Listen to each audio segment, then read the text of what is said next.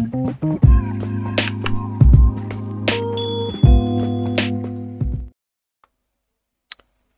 video pakat le kan siam le lok ila pacemaker kha ama kan sei to ong khan text strapping kan zawa etle ka text strapping sa hi hei zoki yan la chu ka ngai chu kan pai photanga kan sei to ong khan mas kan zir don ani mas mo milem kan lo nei ta a mo hei kan milem kha lo ni ta a hi chuan he kan milem hi azawai ni lo hian a khoi mulai te kha a bial de te engtina mo style de khan lak chu kan tu ta ni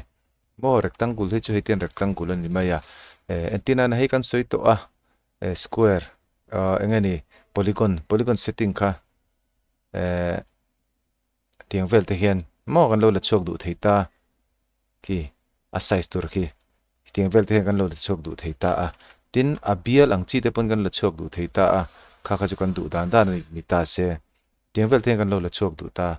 adang tel be lovin hetilaya a bial chu kan da chau hi kan la chok du ta ni chumi ti da na chu kan soi tur chu ani ta a mas ani a chumi ma chuan hei tilai hian video sorry picture hi kan du da na zir khan chi sang khan ati theya picture kan da lut to a masa lut top mang o na china kan tiang khan he lam pakhat zo ka hi circle ang deuh ha kan da du ta ni chu hetilai chung vela vada tu ha kan du ta a chu tiang ani chuan circle lak na chu hi kan si anga he kan mang mai anga kan han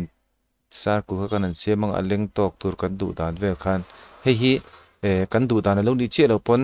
kan click nga te kan select le theita a tikhian tlem tilam pangi ti por de wang kan ti chan tikhian kan siam rem the ni tikhan amaro chu heta hian khimi a milem pakhat zo khemi milem zok pona he ni ti chuan nakina moi lo te heti vel de han ti chan tilai vel hi ol dona chu wang chana moi don lova chu wang chani tu ang tok vel lek khan isiam don ani tikhian lo ni ta ni chuan hei hi a boundary hi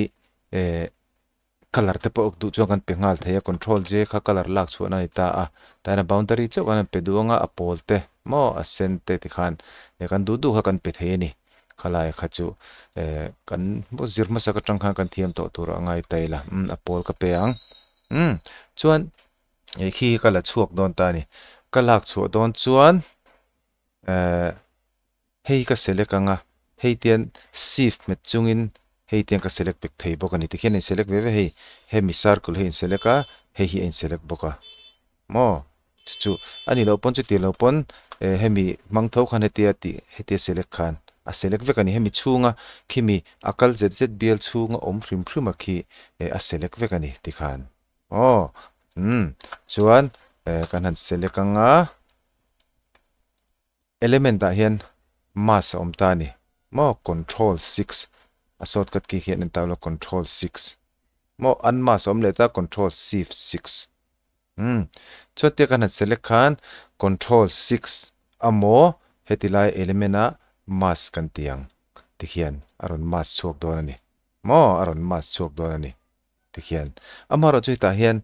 kan tiang te kan choice on don a khi a choi buai tlat me ni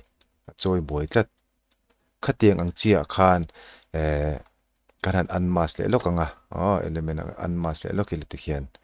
ei kan siam thale anga kan du dan tak khan kan da anga chuan kan select le vekanga chuan element a kan mas anga kan mas zo a hian kan du ang takani chuan kan group nga lang kan group nga lang tikhan hei ten du na hoisan the ta ni chuan align hi na chin khan kan siam to a element a stroke hi align te hi tikhian kan ti cha deuh theita element a stroke a mo tiang chi te po hi tikhian kan bang theita a khami stroke kha chu indu do andan kha in bang the ni han ti chin ula hei dot tang chi te po kha chu nangma ni thu ani chuan tikhan kan siam ta amo in ti dang khan in siam mai don ni chuan he no pang hi no pang ti me he mi lam hi he ti la hen kan da le du ta a ani cho kan sei tong khan text wrapping kan ti le anga text wrapping khan point 0.05 ka da le anga chuan ka rap do na chuan ta ka zuk ta lu tanga ti khan ama kan tiang tho khan heti lai vela hi kan han select anga kan la bial vele don ni ma mi ang khan hei chu align bulte apok hen ti mai la thil poilu tuk tur angai lo ta ila tikhen align isiam hi isiam uluk pe chuan alang moi de don ti na ni maya align chata ida pe pe chuan nge ni ati moi ve don ni hi standard in kan da lo kanga kha chu tuna standard da vel kha chu ma pon kan soi to a kha chu kan la hre thau tur angai taila te kan da a signalize la hen tian siam ram nga zel ila hetila hen kat ti du chuan hetila hi pel do na a pel na tur lai taka hian dot ka da anga ti khan te kan tianga hetila na pel do na ta hen dot kan da le anga ti khan hi ka cholu te hetila hi pel do na kha hi chu khoi hne mina hril ve ni khoi hne mina hril ve ni khoi po mai hi computer thil vel chu khoi tam hi apoi mo khopa khoi tam hian kan thiam lo hi tam taka hril ani khoi pe hi poi mo siam thiam tok chong kan siam ve anga mouse khoi tam le hen mouse han chalai vel te po hi adang lam ve the chu wang chuan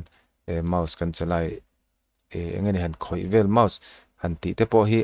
khoi thang lo hi chong kan tim dui maya chu wang chuan khoi thang de vila khoi tam ve shrimila chu chuan na satakin kan mouse khoi dan vela po khan min veng han tila min tran pui do na zo kan mo veng ni lovin mouse khoi te po hi sei tong khan hui photoshop ate pe chuan mouse hi mang na sa a mouse hi te zukti che te ngai thina background pai don tiang chi vela te pe chuan kha tangkai ve mani ti khan mouse man thiam hian na ti sot ve ni ti khian kan lo da ta khi ti khian hei hi kan du len deuh chuan sei to ang khan hemi etilai sira hen kan tiang ti khan kan du ang size khan kan pot lian anga kan pot let anga kan rap to chuan kan du na kan da anga ti khan a thu zo khilo in siam ram don hetilai ka da do chuan khi thu khi mo amaro chu du na han da ngo ta kha hetilai thu in carvel te hi siam ram tel ve lo chuan kha khan ati poi ve the chu wang chuan a thu hetilai phe chu doi ka da nai hret ani hi ka da nai hret khi off te khian a sipa a hemi hi align hi ti te de chinanga stroke hi iken apon lam zo na petlat kha chu anga pon ro se ka du an ka lo ti nai hret ani du an ti nai hret ti la hret taila te khian khi off te khi tol phei lenga tiang khan a si chi alo dewa ti te po kha a fu zo ko mange kalai kha chu sei to ang khan kha rap text kha main kan video masa kan zir to tuna kan han zir le kha chu kha anita antenna na heta hian amilema khen engemo thu te lo da tel du ni pon mo thu te lo da tel du ni pon thu duwa kha mizo pa lam lai ti te po khalo ni theita chu hi da lu don chuan ti khian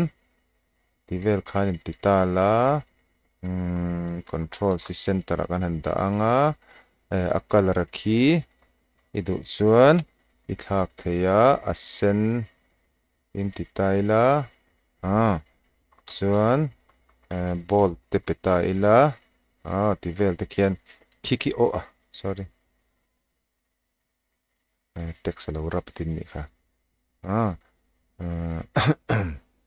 control c align kia blue the lo chat mai ti khan hi ti lo da tel du ta hi ti da tel du chuan ti hian tianga in group le mai anga ti khan group le khan ti khian mo o rap text ka lo pe man ni mo ka group khan rap text khain pai rap text ka ti that le ngai don ni ki eng tiang pon ta se arab ta na kha chu kan hre tho to a ti khan a chunga khian khi text te ka te khan milema khani chu da tel the ni maro chu ka sei to ang khan hei hi an rap hi pai le lokila alai khimi alai mi hi i group lo chuan mo hi group lo chuan heti lai chau hi hemi i mas chau kha i lo group chuan hei lo tian lo wada lu ta rap text te kha in tia rap text te kha in tia tuna po khan hei hi kan sei te le lok hi kan boi na ki kan boi ta kan hi tiang ka wada lu ta ki lang thei lo ni mo a lang thei lo ni ngati nge lan thei lo kan ti chuan mizo pa ti zo mizo pa lam lai ti zo ka hi a hnung zo ka om milem hian a hlia mo chu wang chuan a milem zo ka hi kan da hnung e mo hemi a mizo pa ti zo khi a ma kan da angai chumiom zia chu tia kan da lu ta a hnunga oma tuna khian a thu zo mizo pa lam lai ti zo kan select chu wang chuan arrange hi bring to front a ma kan lak chuangai ti khian mo ani lo pon hei hi send to back a da le lokila send to back chuan tian a lo lang lo ta alan lo khian a milem zo ka hi select la send to back milem zo ka hi a hnungai da thei ti khian khate ti khan ti hian hei hi a pahni khian in select anga hetian a mizo pa ti select le hemi is shift i metanga te select khani select kop or china kan se khan ti mouse te ti khan select kop chon i group anga ti khan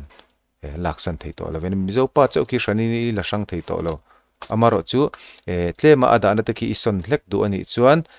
i an group le theita amaro chu shet tur chu i an group hian i hemi milem a ma a mas kan lak chu to na kha ain an group tel ti shet tur ain an group tel chu kan shedon nia le kha